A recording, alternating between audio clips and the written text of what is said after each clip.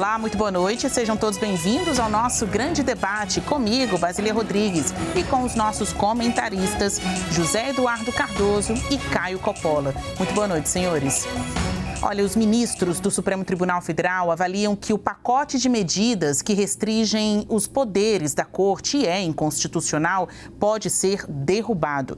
Apuração do analista Theo Cury. A Comissão de Constituição e Justiça da Câmara aprovou propostas e projetos que permitem ao Congresso sustar decisões do STF e que ampliam as hipóteses de crime de responsabilidade dos magistrados. Os ministros afirmam em conversas reservadas que a Constituição exige que sugestões de reformulação das regras do Judiciário sejam apresentadas pelo próprio tribunal e enviadas ao Congresso.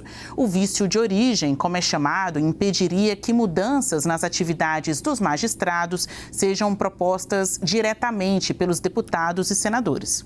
Os ministros avaliam que o avanço das propostas é uma retaliação após a decisão que suspendeu a execução das emendas parlamentares por falta de transparência e de rastreabilidade.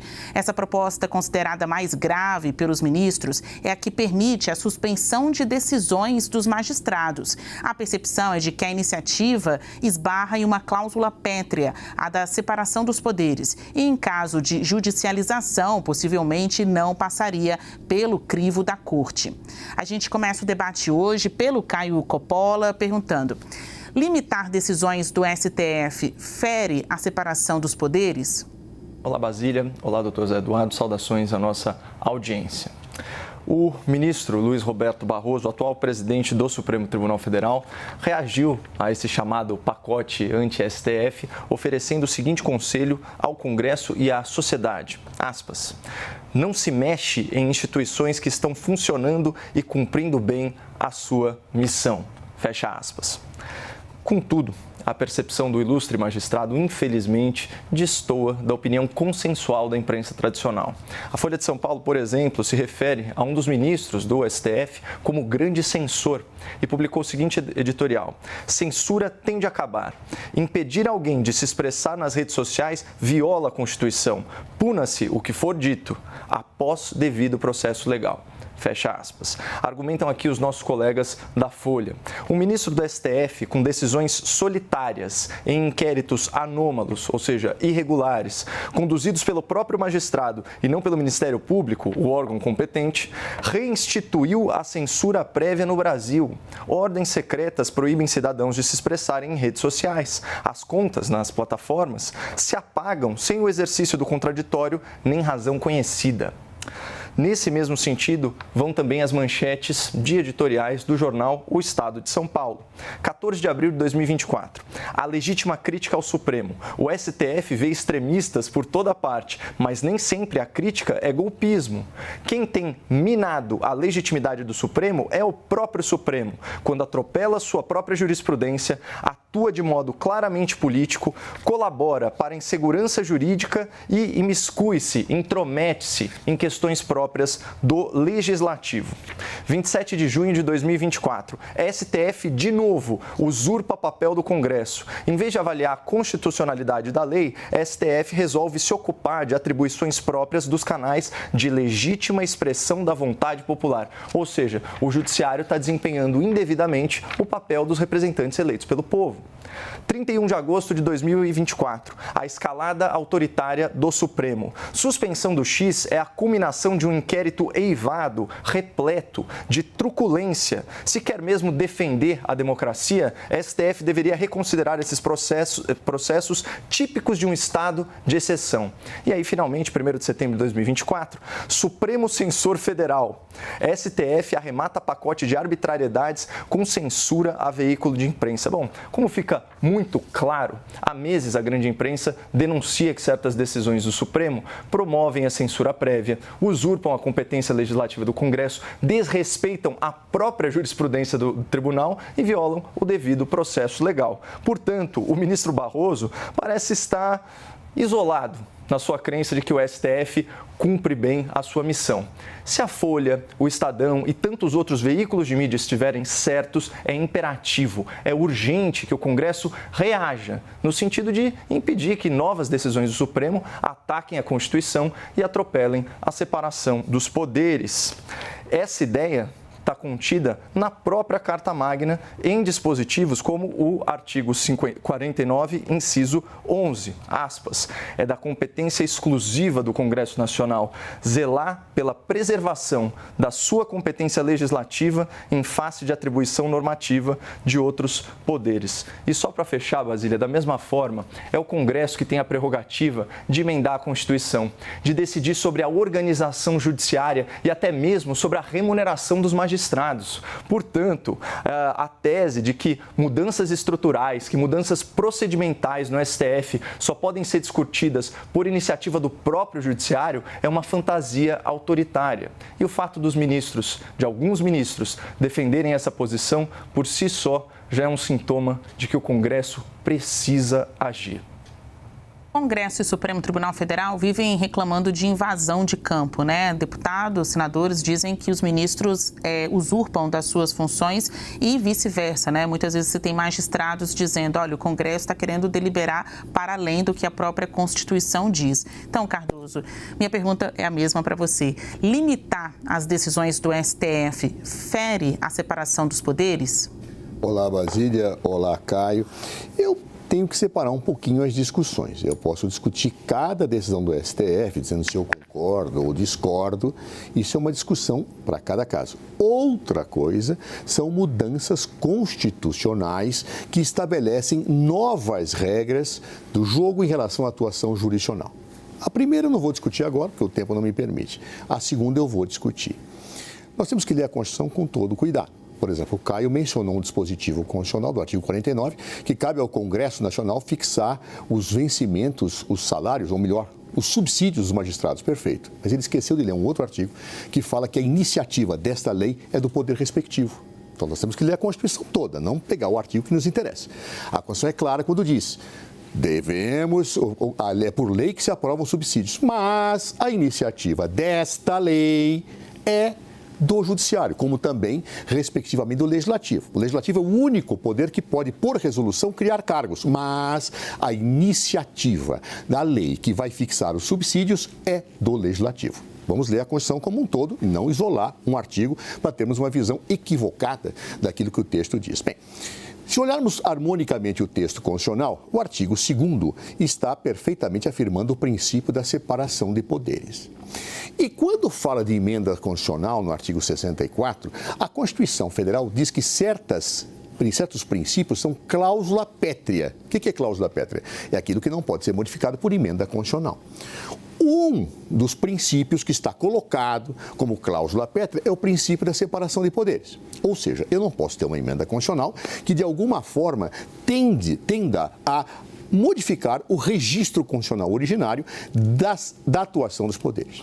Por certo, jamais poderíamos ter uma emenda constitucional, nesta Constituição de 88, que viesse dizer, olha, o Legislativo pode rever os atos do Judiciário. Não pode. Isso é claro, é só ler a Constituição como um todo e não pensando dispositivos. Ou seja, o que é cláusula pétrea é pétrea, a emenda constitucional não pode fazer. Mas, naquilo que diz respeito à auto-organização do Judiciário, seguindo a lógica da Constituição, tem sido corrente a tese que eu tenho que respeitar, sim, o poder de iniciativa dos respectivos poderes. Ou seja, eu tenho que ter certas emendas que são apresentadas pelo Judiciário, outras que são apresentadas pelo Legislativo, quando eu trato da estruturação destes poderes. Isto é uma posição doutrinária, isso não está afirmado na Constituição. Mas é uma leitura daquilo que se entende porque as leis são assim. Como eu disse, objetivamente, a Constituição, quando fala da iniciativa da lei, ela fala que atribui aos poderes no âmbito da sua auto-organização. Se extrai disso uma ilação que a doutrina em geral ensina, e nas faculdades nós aprendemos, que isto tem a ver também com emendas constitucionais. Mas, objetivamente, o que se coloca é o seguinte: vários pontos ali são claramente constitucionais, não é uma discussão possível. Entender-se que o Legislativo pode rever decisões judiciais, isso é uma clamorosa ofensa ao princípio da separação de poderes, que não poderia ser feito por emenda constitucional, em hipótese nenhuma, porque ofende o princípio da cláusula pétrea e a separação de poderes. Isso, a meu ver, é de uma obviedade cristalina, com todo o respeito à opinião do Caio.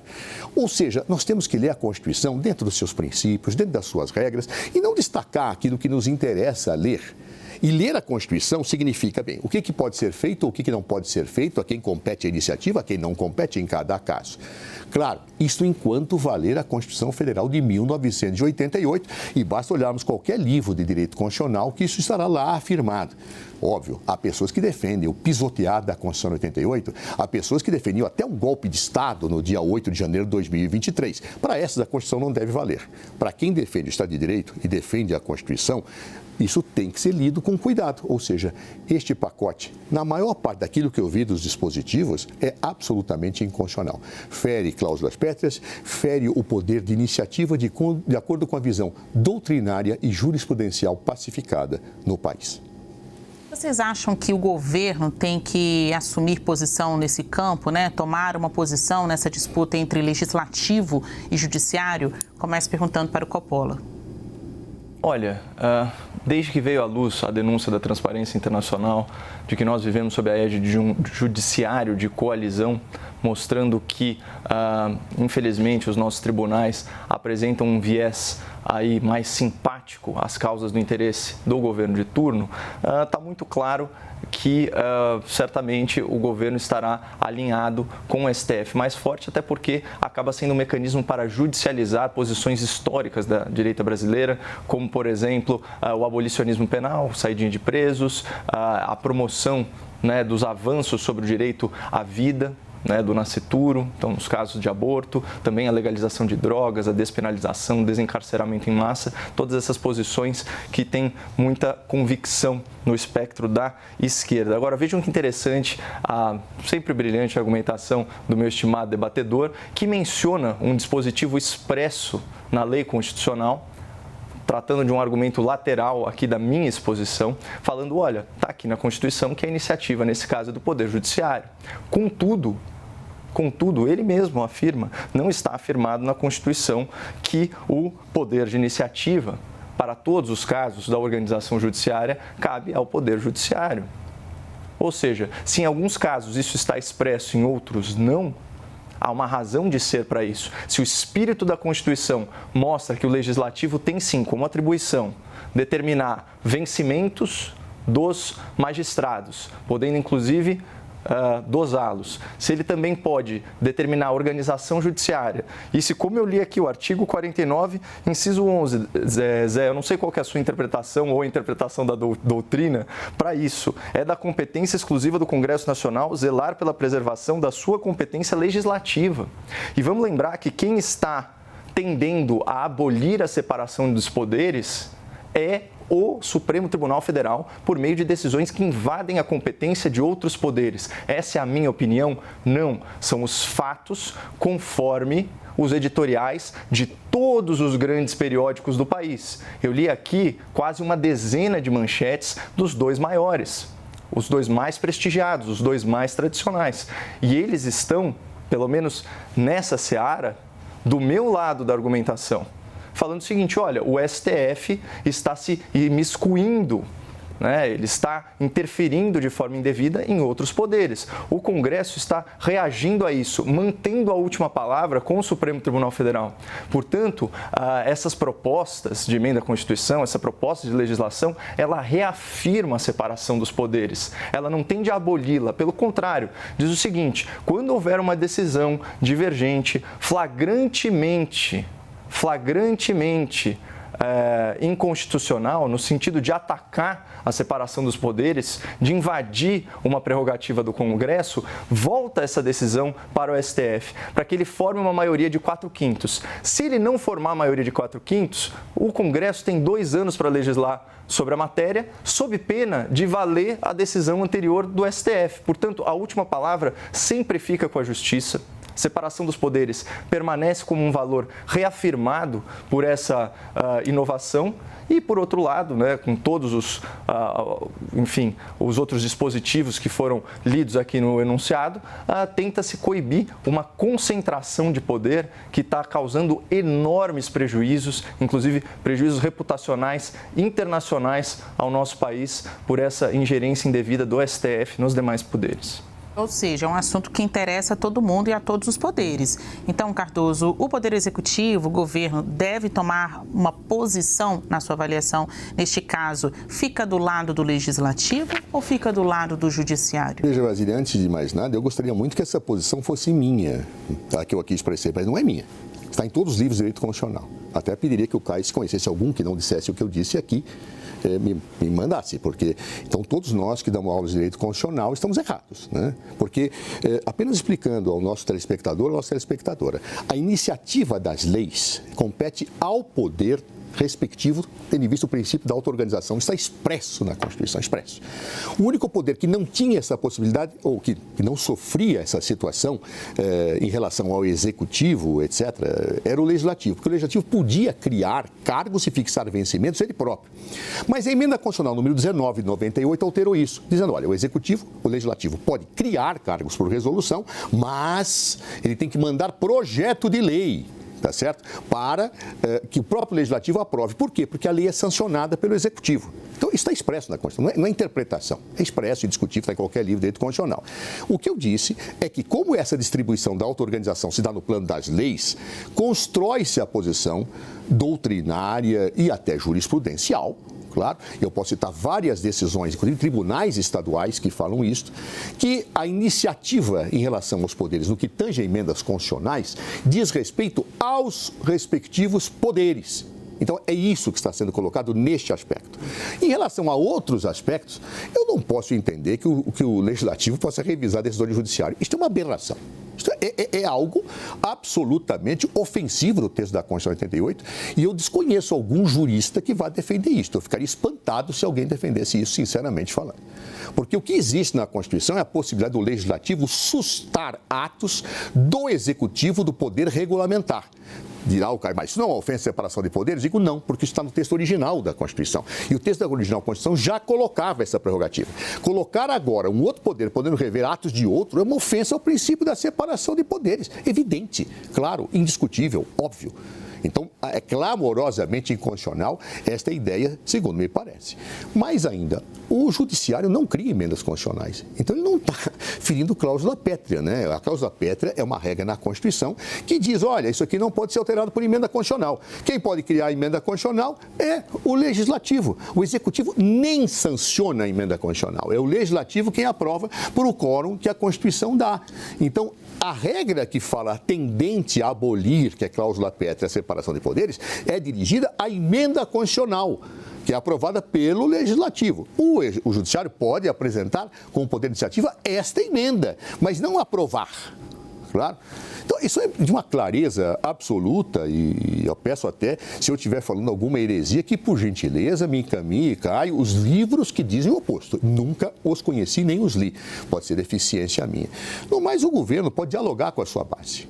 Em relação a seguir ou não seguir, o governo não pode fazer nada formalmente, porque emendas constitucionais não são sancionadas pelo Executivo, elas são promulgadas pelo próprio Legislativo. Então, o governo, juridicamente, não pode dizer, vou vetar. Não, não pode. Mas ele pode dialogar com a sua base e dizer, parem com isso, porque nós temos uma Constituição a ser respeitada.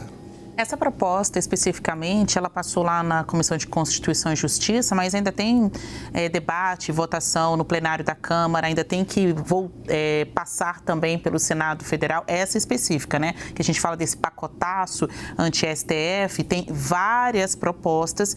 Essa que permite a suspensão de decisões do STF pelo Congresso, ela está ainda em fase de discussão na Câmara e ainda precisa passar pelo Senado. O que significa isso, senhores?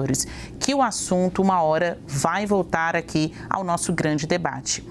Agora a gente vai para o próximo bloco. A Justiça de São Paulo extingue as penas dos policiais militares envolvidos no massacre do Carandiru. E o grande debate quer saber, a decisão é constitucional? A gente volta já já.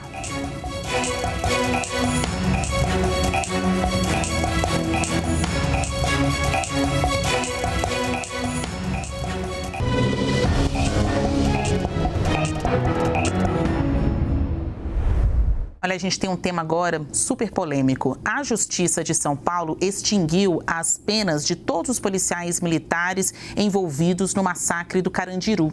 A decisão beneficia 74 policiais condenados pelos crimes que aconteceram na antiga Casa de Detenção de São Paulo em 1992. A operação policial para reprimir uma rebelião terminou com 111 detentos mortos. As penas foram extintas após o Tribunal de Justiça considerar constitucional, portanto válido, o indulto concedido pelo ex-presidente Jair Bolsonaro, que perdoou as penas impostas aos réus.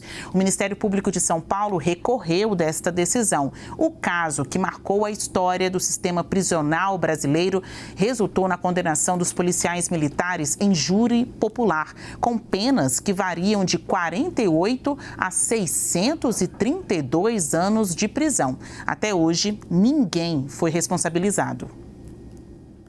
A gente agora joga para o debate, começando pelo Cardoso. Extinguir pena dos PMs envolvidos no massacre do Carandiru, Cardoso, é constitucional? Veja, eu acho que há várias discussões que estão colocadas aqui também. No que diz respeito à decisão do Tribunal de Justiça de São Paulo, eu tomo muito cuidado antes de opiniões jurídicas em diante de casos concretos, porque eu tenho que estudar o caso, analisar. Eu acho que não dá para a gente jogar ao vento as nossas opiniões aí, até desinformando se efetivamente nós não somos exatos. Então, eu sei que nesse caso houve uma decisão da ministra Rosa Weber suspendendo esse indulto. O Supremo ainda não julgou definitivamente, mas teria tido uma decisão do ministro Luiz Fux, que substituiu a ministra Rosa Weber na presidente do Supremo Tribunal Federal, que teria permitido a apreciação da constitucionalidade e da inconstitucionalidade desse indulto. Então, eu não tenho, sem analisar tudo isso, verificando data do indulto, todo esse conjunto de situações, de como opinar se eu concordo, discordo da decisão do TJ São Paulo. Eu tenho apenas a lamentar essa situação. Esse indulto, a meu ver, é um dos verdadeiros absurdos da história do direito brasileiro produzido pelo governo Bolsonaro. Não é possível que um massacre como aquele que teve repercussão internacional, em que centenas de pessoas foram brutalmente mortas, com desprezo à vida, como se fosse correto condenar à morte presos do Carandiru, como se fosse correto metralhar pessoas livremente. E essas cenas todos nós vimos, eu me lembro dessas cenas, elas são horrorosas, elas percorreram o mundo inteiro. Dar um indulto para essas pessoas, francamente, eu acho isso execrável, imoral, ilegítimo, inaceitável e desumano. Pessoas que matam, como for acontecendo essa morte, não foi legítima defesa. Vamos lembrar como é que foram os fatos. Uma situação deprimente, que as pessoas eram metralhadas no salão. Há filmes mostrando isso, há livros escritos sobre isso. Claro, não há dúvida sobre a situação. Infelizmente, o governo Jair Bolsonaro resolveu indultar. Eu, sinceramente, acho que um indulto desta natureza tende a ser inconstitucional. Seja pelo argumento de que é crime hediondo, e aí temos que analisar a temporalidade dessa situação ou não, seja pela própria ofensa ao princípio da moralidade e da dignidade humana. Ou seja, nós temos um princípio basilar na nossa Constituição, que é o princípio da dignidade humana. Este indulto ofende a dignidade humana porque autoriza autoridades policiais a matarem indiscriminadamente presos. Ou seja, a meu ver, este indulto é claramente inconstitucional. Agora, vamos aguardar a palavra final do Supremo Tribunal Federal. Em relação à decisão do do Tribunal de Justiça de São Paulo, em relação ao momento do indulto, acho que ela efetivamente... Não posso analisar isto sem ver o processo. Agora, que este indulto, a meu juízo, é claramente inconstitucional, e aí talvez possa pensar o equívoco do Tribunal de Justiça de São Paulo, me parece muito claro. Mas a palavra final será dada pelo Supremo Tribunal Federal, e eu espero que o Supremo mantenha a Constituição, invocando os princípios necessários à eliminação dessa excrescência normativa que é esse indulto. Se não for pela temporalidade, que o seja pelo princípio da moralidade e que o seja pelo princípio do respeito à dignidade humana.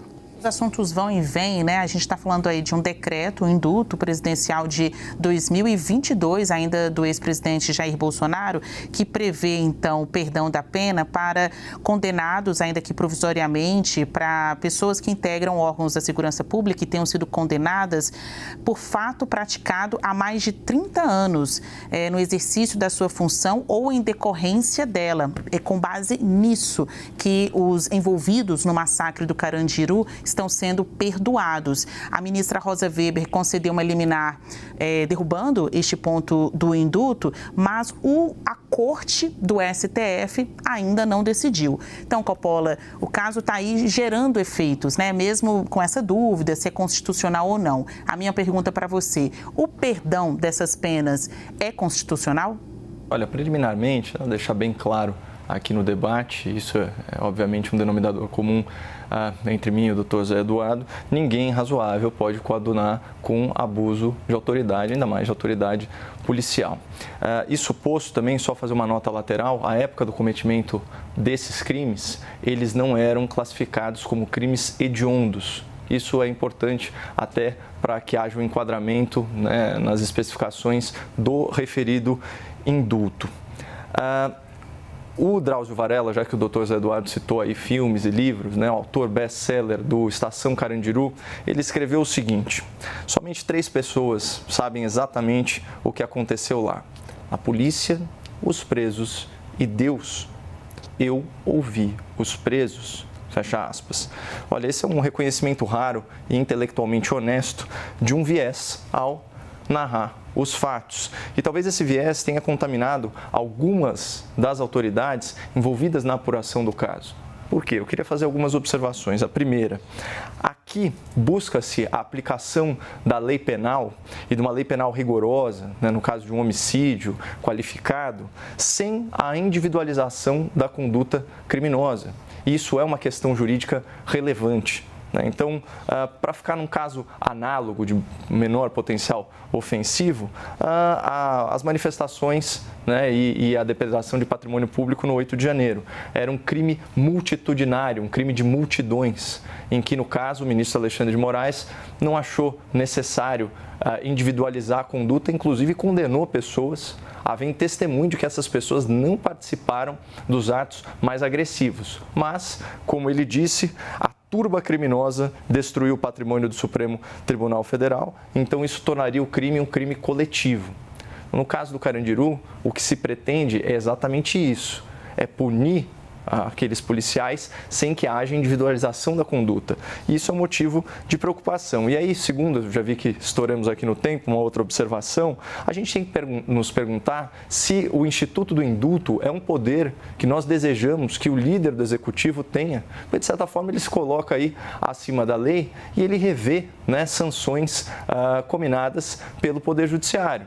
Nesse caso, a gente está falando do Bolsonaro, que perdoa agentes de força de segurança, mas no governo Dilma Rousseff também, grandes corruptos foram perdoados pelo mesmo instituto. Então, essa reflexão, eu acho que ela é muito válida. Nós, como sociedade, nós queremos ter isso, até porque é uma reminiscência aí da época do absolutismo, poder moderador e esse tipo de antigo acerto de organização do Estado. Bora lá, o grande debate termina aqui. Lembramos que as opiniões que foram emitidas pelos nossos comentaristas não refletem necessariamente a posição da CNN Brasil. Obrigada, Cardoso. Obrigada, Coppola. Uma ótima noite a todos. Pense bem, pense CNN.